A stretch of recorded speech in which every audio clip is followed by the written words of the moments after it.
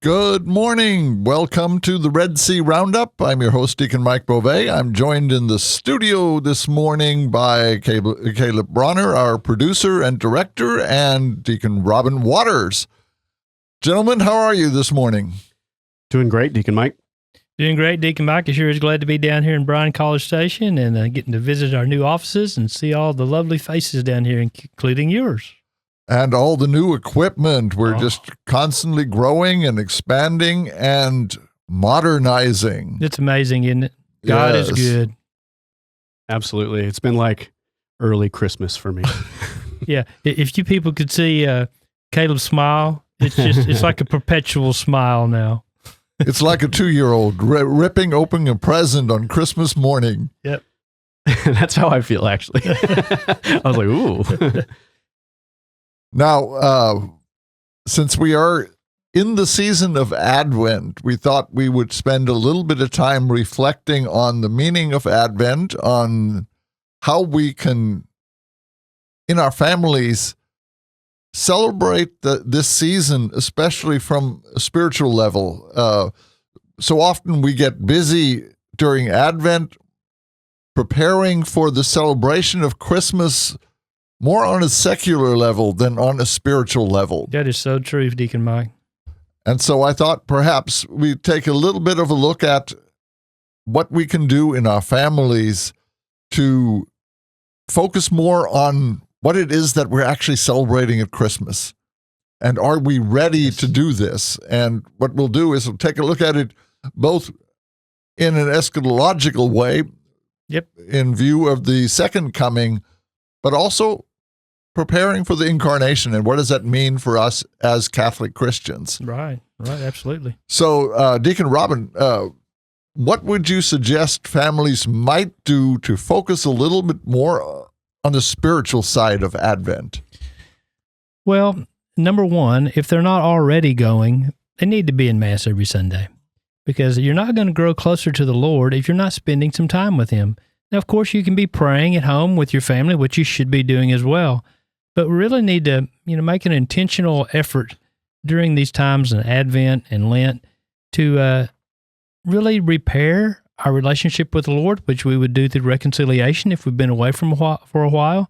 And even if you're a regular churchgoer and even a daily Mass goer, maybe think about, all right, well, I'm fulfilling the church's obligation by going to confession once a year, but really, how could the Lord bless me if I went regularly? I went monthly, and start that during Advent.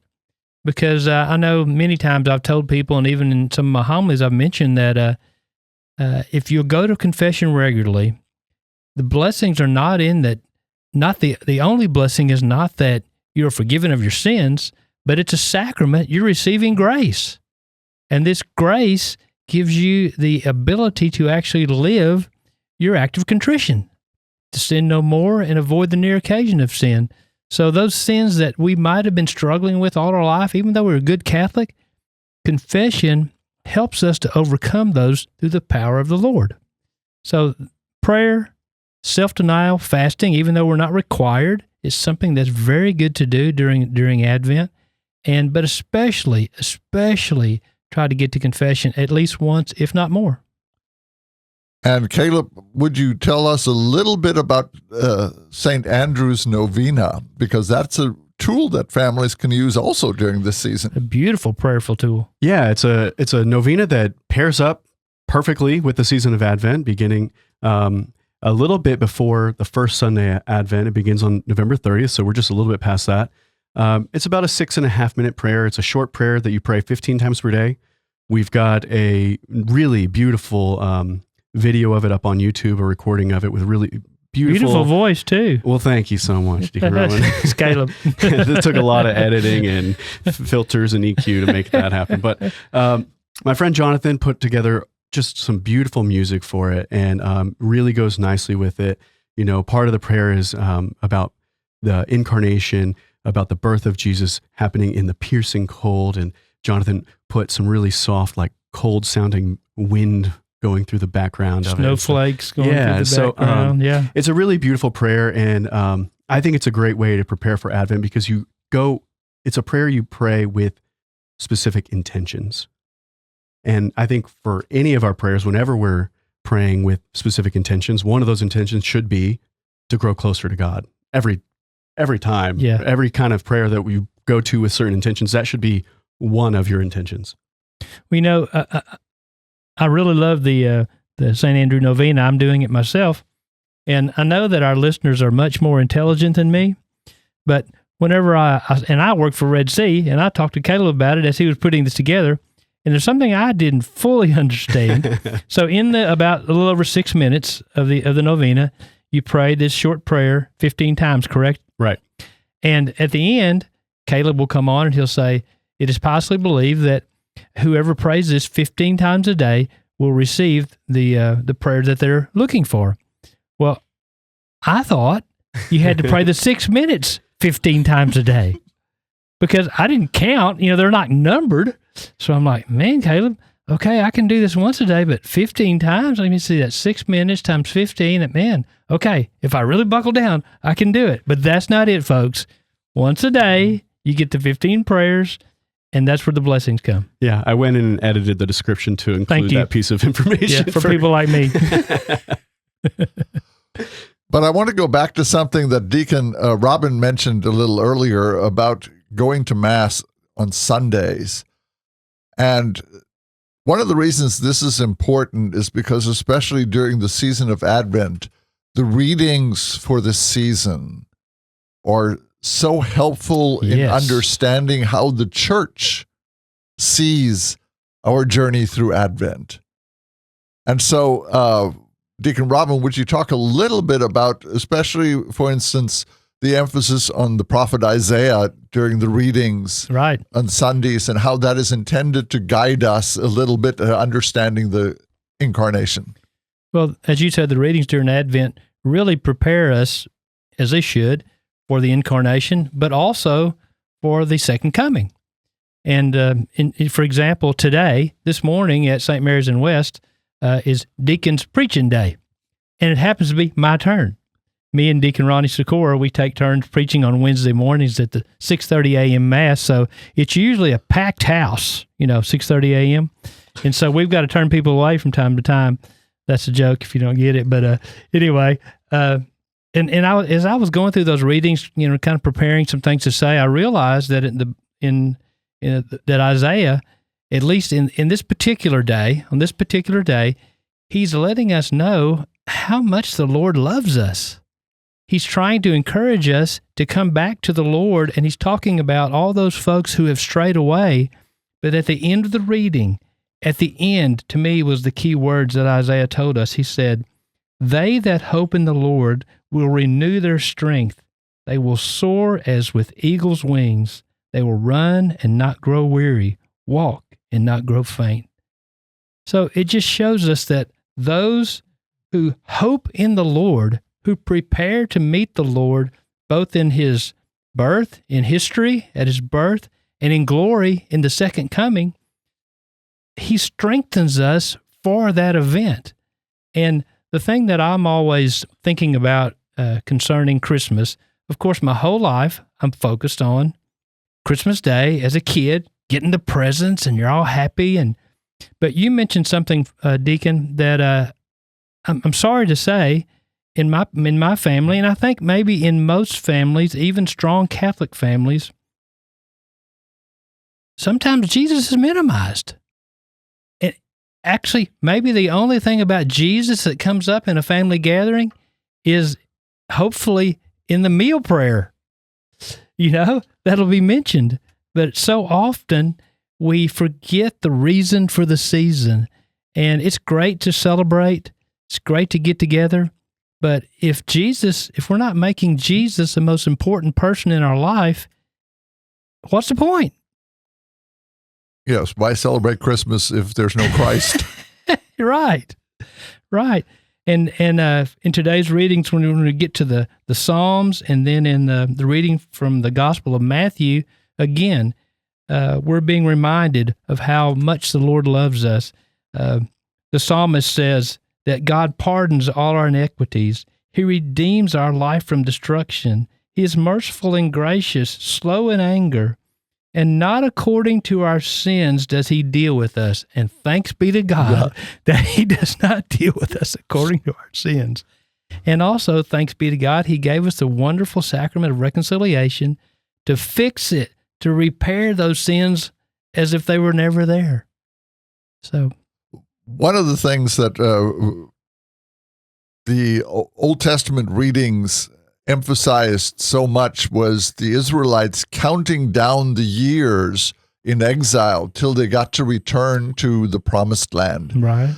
And it's interesting that the church during the season of Advent, in a way, focuses on this counting down to the incarnation. Right. For instance, we have an Advent wreath where we count down the 4 weeks. Yep. We start with 1 candle, then 2 candles, then 3 candles, and Advent calendars.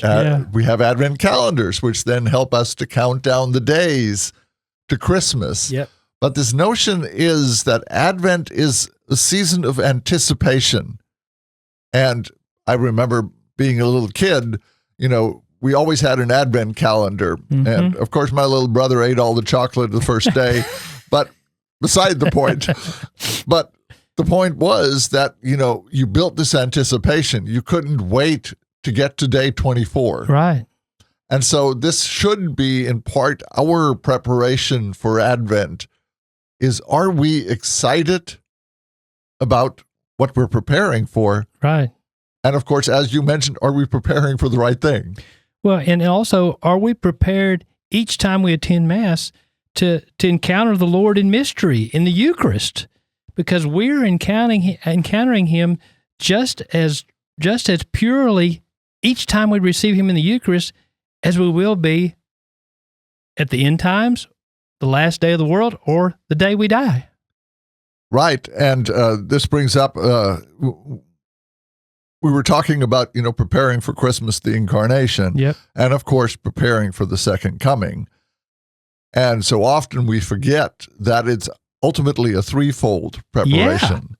And I always copy Cardinal Dolan's phrase for this. We prepare for Christ's arrival in history, in mystery, and in majesty. Yes. And so we so often skip that middle part because that is the time that we most frequently encounter Christ, and that is at the Mass when we receive him in communion.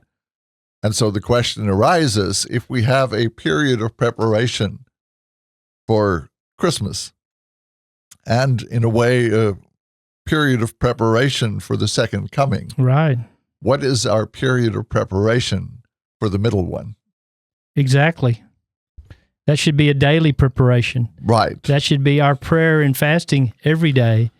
That should be our wanting to go to confession regularly so that we're always prepared fully to receive Jesus in the Eucharist, because it's so easy, for those of you that haven't got into a habit of going regularly. I only did it because when I got into diaconate formation, they told us we had to do it. And so I was, obedient in that case. So, but then I realized after just a short time that this wasn't just a check in the box. This was a life-changing thing. And so that's why I encourage all of you, do it. And also, if you haven't been in a while, it's tough to go that first time. But if you go, let's just say in the next 4 weeks, and you make it a regular event, it's not difficult. Because, now maybe I shouldn't say this, but you just can't do that much sinning in a month. You know what I mean? I mean, if you a couple of years, I can do a lot of sinning. Okay, Deacon Rob, don't put challenges like that in front of me. But yes, you have a point. But this is one of the objections you so often hear is, well, I don't know of any serious sins that I'm committing. And the answer to that is always, it's not so much about the serious sins. Are we becoming callous to the minor sins? Yes. By not confessing them? And I think this is as important as focusing on serious sin. Are we allowing ourselves to start telling ourselves, well, that's not so bad. I don't have to worry about that. Right. And allow it to become habitual. Right. For sure. And then we stop thinking of it as a sin at all. Well, and then also think about this. you're doing exactly what you said, but what about the grace? You're sanctifying grace through the sacrament. This is what saves us. So come and get some free grace. Yes. What are some of the best ways that you have found to mentally prepare yourself for Mass? Personally, and this is for Mass or for any type of a spiritual activity that I'm going to be involved in, for me, I've got to find a place of silence. And the best place to do that is before the tabernacle or an adoration. Or as Deacon Dan Lupo once said in one of our classes, they were asking us to regularly go to adoration, and one of the guys raised his hand and he says, well, Deacon, I can't do that. We only have adoration one day a week in my parish. And Deacon Dan says, so you're telling me that you think that Jesus' power is limited by the door on that tabernacle? Anytime you're in that church, you're in adoration. And so that's the way I see it. Whether Jesus is exposed or whether he's in the tabernacle, he's there. And that's the place that I can really prepare myself for Advent, for Mass, for any type of spiritual activity. I encourage you, and I don't know about all the churches, but most churches are open during the day. You can go and visit the Lord, or may have an adoration chapel like St. Joseph's here, I believe. And St. Anthony's. St. Anthony's as well, okay. You raise a very good point, and I think that even if you don't have time during the week to go and sit in adoration, right, it's always a good idea to get to Mass early, and you're able to just sit there in the church with Jesus and talk to him. Yep. I think that this, again, is one of the great gifts of our Catholic faith, is the knowledge that Jesus is present to us in a particular time and place. Right. Because I've often heard people say, well, God's everywhere. And that, of course, is true. Yep.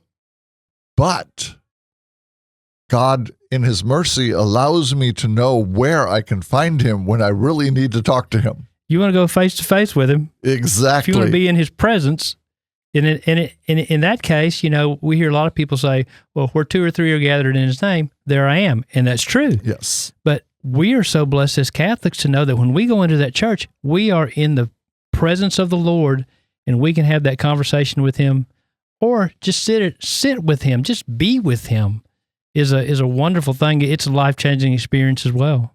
Another thing I love about Advent, the Lenten season, and all the seasons of the church, and all the practices and devotions of the church is we talk a lot about spiritual warfare. Yep. But you can't go to war unless you train. And one of the things I love about you're going to get whooped if you don't. You're going to get whooped.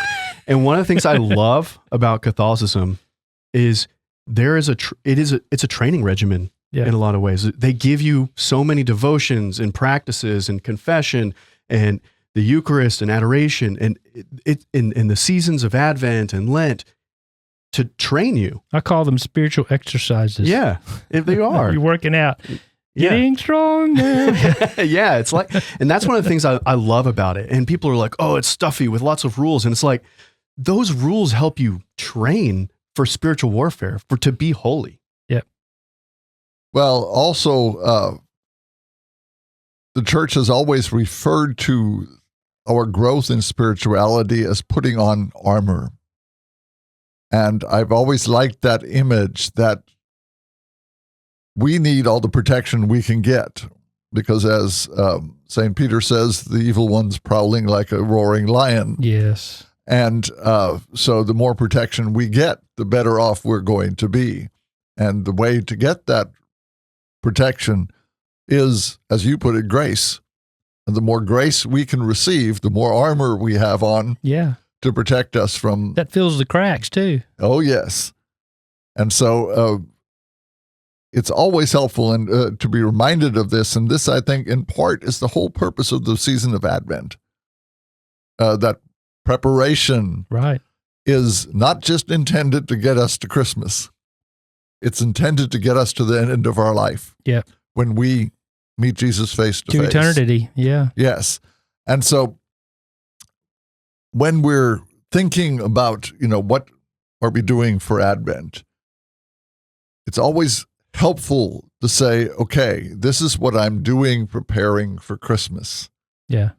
But how am I also at that moment preparing for the second coming? And that should never be far from our minds as Catholics during the season of Advent. Yeah, I know in my own personal life, many, many years, that's not something that I took as seriously as I should have.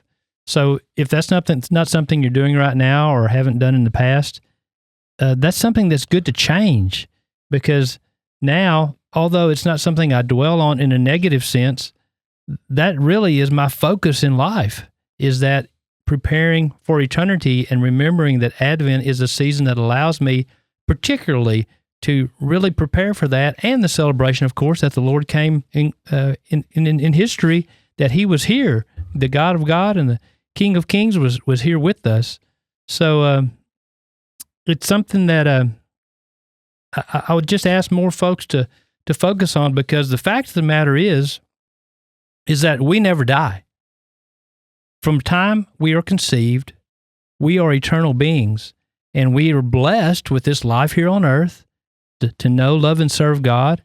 And if we choose to continue to grow in that, then we get to be with him in eternity. And if we choose to reject the Lord, then we don't.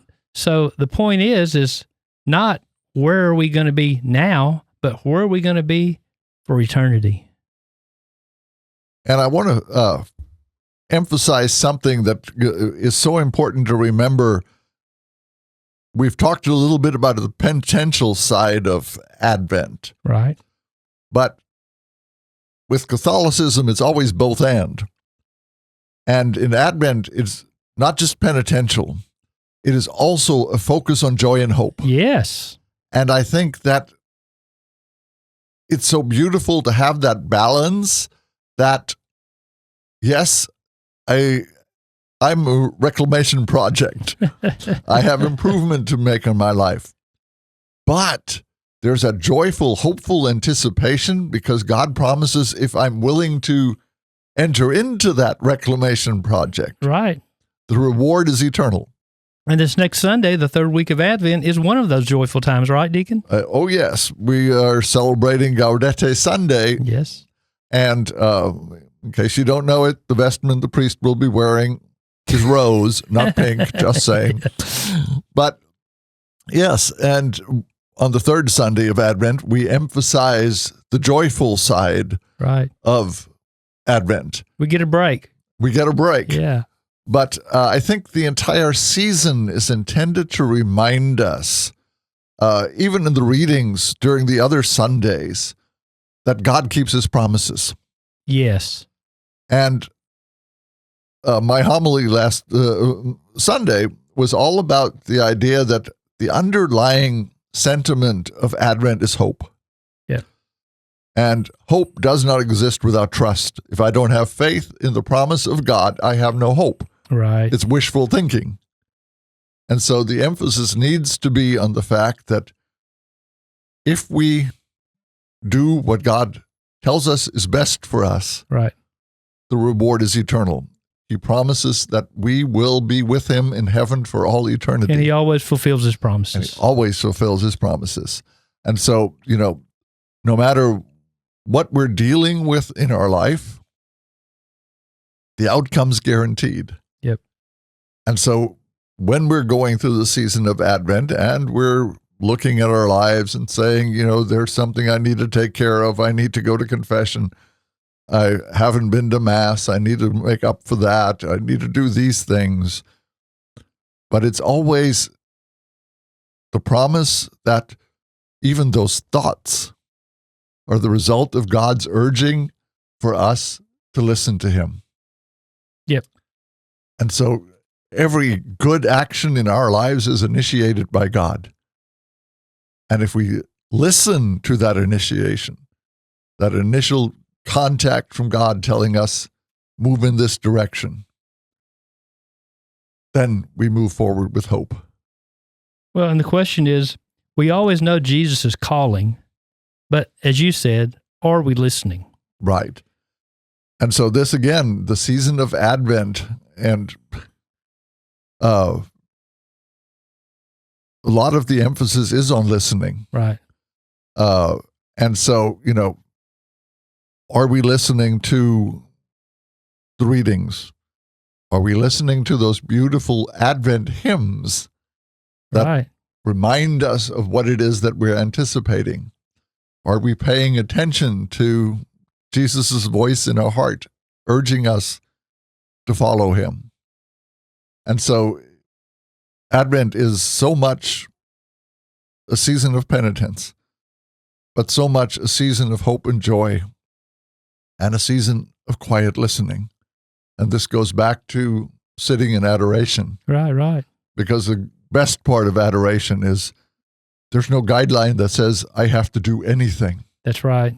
I sit there in his presence. Rest in the Lord. And listen. Yeah, listen. And if you haven't put this into practice in your life, as I said, just go to Mass 15 minutes early. Yeah. And sit there with Jesus. You'll get so much more out of it. You do. Yeah. And if you get bored, just read the readings ahead of time. You'll be amazed how much further along you'll be in participating in the Mass. Absolutely. And the joyful parts of Advent that you spoke about really are kind of encapsulated in today's gospel, where Jesus said to the crowds, "Come to me, all you who are labored and burdened, and I will give you rest. Take my yoke upon you and learn from me, for I am meek and humble of heart. And you will find rest for yourselves, for my yoke is easy and my burden is light." That's hope. That's hope. And also what I was thinking, if you're going Christmas shopping at a store and you have lost the feeling of Christmas when you get out, that's the time we need to go sit with Jesus. You may want to go to a different store as well. I won't name any stores. I will not. It might be seen as an advertisement. But one of the other things that runs throughout the season of Advent is that dichotomy between light and darkness. And I think when I read this, I'm always start thinking about Christmas Eve. Mm-hmm. And that dark night and the light that comes into the world. Right. But I think, again, that theme is brought out by that duality of that tension between penitential and joyful. And so Advent is, in a way, so much a season of darkness and a season of light. Would you agree? I agree 100%. It reminds me of some of the words of the St. Andrew Christmas Novena, when he said, whenever the prayer goes that Jesus was born at midnight in Bethlehem in the piercing cold. And so it was a time of darkness that brought the light of the world. And when we recognize that, if we don't go through darkness, we may not recognize the light at times. So it's something that we have to not be fearful of or run from, but to really see that there is darkness in the world and that Jesus is the light. And anytime that we're not following the life that Jesus is asking us to live, we're going to be enveloped in a little more darkness. I was telling Caleb earlier, it was kind of funny the other day, I had to go pick up my grandkids from school at St. Mary's Catholic School in West, and my wife usually has some good 70s music playing. The kids love it. They're getting to learn what good music is, or good secular music. And so I turned it down because my granddaughter was trying to ask me a question, and I said, "Yeah, Sophie, what did you say?" She said, "Grandpa, do you know everything about Jesus?" I said, "Well, no, Sophie, I don't know everything about Jesus." I said, "I'll never know everything about Jesus because Jesus is God. But what I do know is that the best thing to do is to to try to spend as much time with him as you can. And you being here at St. Mary's Catholic School where you're praying and going to religion class and you're focusing everything you do around the Lord, that's helping you get to know Jesus better. And I said, so for example, one good way to know if you're doing what Jesus wants you to do in your life is just to look at the 10 Commandments. Well, she's only in pre-K, so she can't read yet, but her brother, who's in second grade, can read and has been learning about that there at St. Mary's. And I said, so for example, Samuel, the second commandment is keep holy the Sabbath. Do you know what the Sabbath is? He goes, well, no. I said, well, that's when we celebrate Jesus. That's the day we give him. That's Sunday. I said, so God is asking us to go to church every Sunday. And he said, well, Grandpa, we don't go every Sunday. I said, that's okay. I know you don't, but it's something you can talk to your mom and dad about. But that's the thing is in both adults and in children, the more we're with the Lord, the more we see the light and just kind of dispel that darkness from our life. And I think this is so much, and you made such a wonderful point, we will never know everything there is to know about Jesus. Yep. But it's intended to be an intimate relationship, and the same thing holds for a marriage. We will never, ever know everything there is to know about our spouse. Absolutely. But the more time we spend together in conversation and just being together, yep, we get to know one another better. And I think this, again, is part of the sense of the season of Advent. It's getting to know Jesus better before his birth. Yes. And so how can I welcome someone I don't know? And so it's difficult, isn't it? Yes. I mean, just what if someone comes to your house? You don't know them. It's hard to welcome if you don't know what they like. You don't know what their thoughts are. Yeah. Right. And I think while we can't know everything about Jesus, we can know everything we need to know about Jesus. Yes. If we commit ourselves to doing that. And on the topic of light and darkness, it makes me think of the beginning of John. Yes. And I think this kind of encapsulates, in some ways, everything we need to know about Jesus. In him was life, and the life was the light of men, the light that shines in the darkness, and the darkness has not overcome it. If we use that as the star that we align our compasses to, our true north, and we follow that light in a maybe messy but serious, diligent way, that's what we need to know about Jesus. And I think you hit on something that's really important by reading that little passage out of John's gospel account. And that is that we began by talking about that so much of the world during the season of Advent prepares for Christmas without Jesus. In a secular way, yeah. Right. But it's so important to know that no matter how dark the world around us gets, if we're holding the candle, the darkness cannot overcome us. Great point.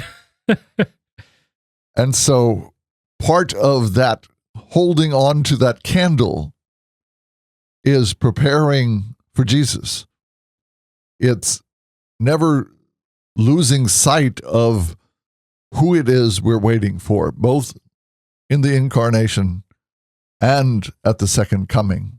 Right. That the light of the world came into the world so the world would not be overcome by darkness.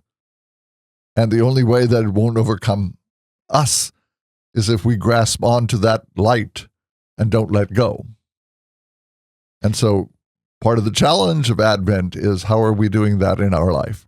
And just remembering also that, darkness, both in a physical sense and in a spiritual sense, are a lack of light. Yes. So the less Jesus we have in our lives, the more darkness we're going to have. So that's something that we just need to remember, that as we grow closer and closer to the Lord, doesn't mean we're going to have a perfect life. Doesn't mean we're not going to make mistakes. It means that we're drawing closer in to sharing the life of the Lord.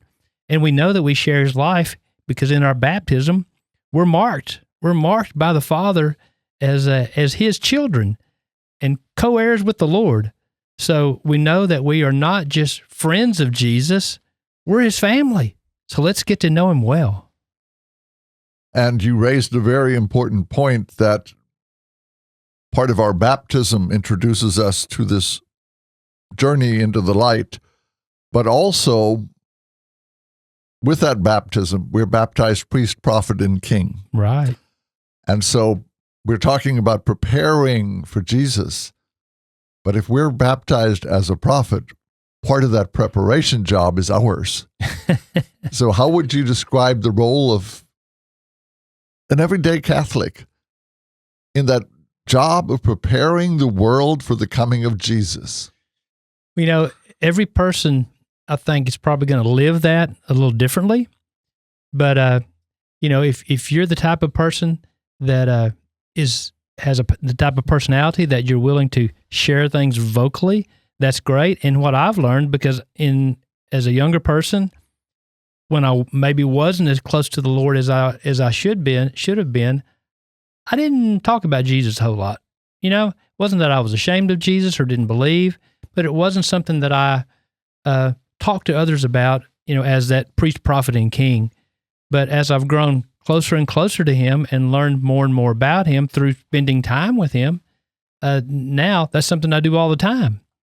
But there's others that even then may not know for sure how much time they've got. So, I think the key is living it so that people see it in you. And I think that's the most important point. And I think so much of it is, how has it affected us that people visibly pick up on? Yeah. And I think it's so important for us as Christians to demonstrate that there is great joy in being followers of Jesus. Yep. I can tell people about Jesus all I want to, but if I cannot show that it has brought meaning into my life, there's no reason for them to care one way or the other. Yep. And so our job as Christians is ultimately to demonstrate that knowing Jesus makes a difference in our life. And you know, the thing is that I know for me, probably one of the biggest compliments I've ever had in my life is that, and if this has ever happened to you, know that you're drawing close to the Lord. Because I was working a new job, and it wasn't at RED-C. It was in the secular world, and I've been working with this fella for a few weeks, and we never talked about faith. And he came up to me one day, and he said, "I'm not even going to ask you if you're a Christian, because I know that you are. By the way, I see you treating other people." I was a brand new employee there. He'd been there for 20 years. And he said, "So is it okay if I share my faith with you?" And he had a strong faith. He wasn't Catholic, but a good Christian man. And I'm like, wow, I was actually doing something right. I had no idea. I was just, you know, living and treating him as I would others, but I really had been focusing my life on the Lord, or trying to. And that let me know that, you know, I was on the right path. And I think this brings up the most helpful aspect of preparing for the coming of Jesus, and that is living our life as if we are followers of Jesus. Yeah. And as long as we manage to do this, not just during Advent, but during all the times in our life, then we're helping to prepare the way of the Lord, which was the emphasis of the gospel reading this past Sunday. Yep. And all of us, ultimately as Christians, that's our job. We are here to prepare for the way of the Lord. And help others to do the same. And help others to do exactly the same thing. So as we journey through the season of Advent, let us always be mindful that our job is not just to follow Jesus, is to convince others that they should follow Jesus also. And Deacon Robin, I think you touched on another key point there. You said that you were trying to grow closer to the Lord. I think some people who maybe are far away from the Lord and are interested, but they don't know where to start, and they're especially people that have that tendency, well, if I can't do something perfect, then I'm not going to do it at all. Right. You know, a lot of it is just trying. a lot of it is just making an effort every day. I mean, it's hard to put God at number one in a real way in your life every day. But that doesn't mean you shouldn't keep trying and endeavoring to do that. And I think that's a big part of the whole thing. And it's just Advent's trying. a great time to do that. Yeah. Great time to do that. You know, I really think that one thing that we could do to help us during this Advent season is really make a commitment that let's make this Advent the one in which we really truly surrender ourselves to Jesus, body, mind, and soul, so that we may continue to grow in our relationship with Him, even when times are tough, so that we may share in His life both now and for eternity. And I think ultimately that's the best thing we can do during Advent. Amend our lives and to strive to become the best Christian we can possibly be. And if we do that, not only are we preparing ourselves for the coming of Christmas, we're preparing ourselves for the second coming as well. Amen to that. Part 2 is coming up after our break, and I wish all of you who are listening a blessed Advent and a Merry Christmas. And we'll see you on the other side of the break. Merry Christmas, everyone.